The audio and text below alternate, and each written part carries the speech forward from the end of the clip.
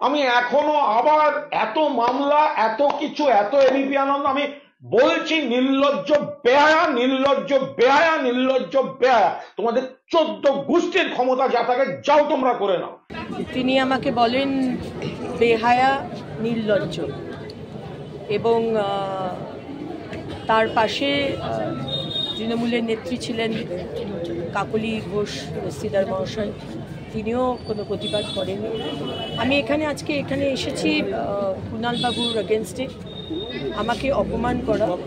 আমি একজন বিধায়িকা, একজন পশ্চিমবঙ্গের নাগরিক, এবং সবথেকে উপরে আমি একজন মহিলা। একটি open public platform, live program, সেইখানে সরকারের তরফে চিফ স্পোক্সপারসন কি করে একজন মহিলাকে এই ধরনের ডেরোগেটরি ল্যাঙ্গুয়েজে আক্রমণ করতে পারে, আমি সেই জন্য আজকে এখানে ওনার এগেনস্টে একটি ডেফামেশন কেস করেছি। অগ্নিমিত্রা পাল এটাকে রাজনীতি করতে চেষ্টা করলেন, ফুটেজ খেতে হবে, খুব ভালো পিছিয়ে পড়ছিলেন।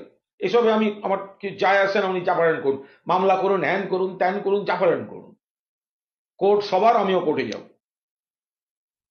যারা ডেপুটেশন থানায় জমা দিচ্ছেন দিনকে যান, আইন আমি বুঝবো।